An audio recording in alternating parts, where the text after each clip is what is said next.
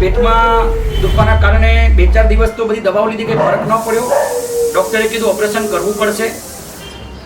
આમ ઘણીવાર છે ને ઘણા માણસોને એવું હોય, જો મારા એ કેમ અમે 2-3 દિવસથી દેખાયું નતું, અરે કાંઈ નહીં, મારા પપ્પા બીમાર પડ્યા અને પેટમાં દુખાવો પડ્યો, 3-4 દિવસ સુધી નોર્મલ દવાઓ લીધી, ડૉક્ટર આવ્યા, બાટલા ચડાવ્યા, ગેસનો પ્રોબ્લેમ છે, ગેસનો પ્રોબ્લેમ તો અહીંયા ટોળ્યું કાઢ્યું, તોય પેટમાં દુખાવો ઓછો ન થયો.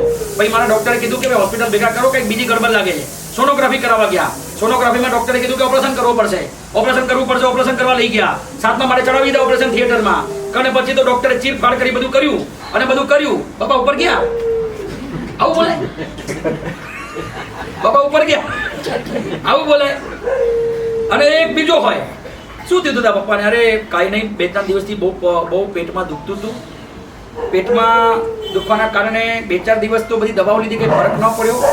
ડૉક્ટરે કીધું ઓપરેશન કરવું પડશે. સોનોગ્રાફી કરાવી, ઓપરેશન થયું, ઓપરેશન નક્કી થયું. 7મા માળે ઓપરેશન થિયેટરમાં એમને રાખ્યા. ઓપરેશન થિયેટરમાં મારા પપ્પા ગયા. ડૉક્ટરે ચીરફાડ કરી, પપ્પા બચી ગયા.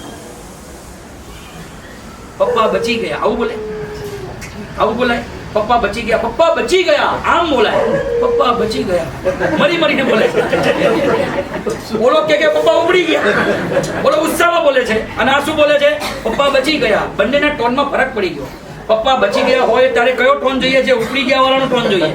હા, એ પપ્પા બચી ગયા, હા પપ્પા બચી ગયા, આવું બોલાય. અને પપ્પા ઉપડી ગયા હોય તો અરે યાર પપ્પા ગયા, પપ્પા મને છોડીને ગયા, આ ભાવ હોય. પણ આને કઈ ગડબડ જ કરી નાખે, તમે ટોન ચેન્જ કરી નાખો ને તો આટલી મોટી ગડબડ ઊભી થાય. એટલે આપણી વાણી ક્લિયર અને કરેક્ટ કેવી હોવી જોઈએ? ટોન વાઇઝ હોવી જોઈએ, ટાઈમિંગ વાઇઝ હોવી જોઈએ, ઓબ્જેક્ટ વાઇઝ હોવી જોઈએ, સબ્જેક્ટ વાઇઝ હોવી જોઈએ. આ રીતે આપણી વાણી હોવી જોઈએ.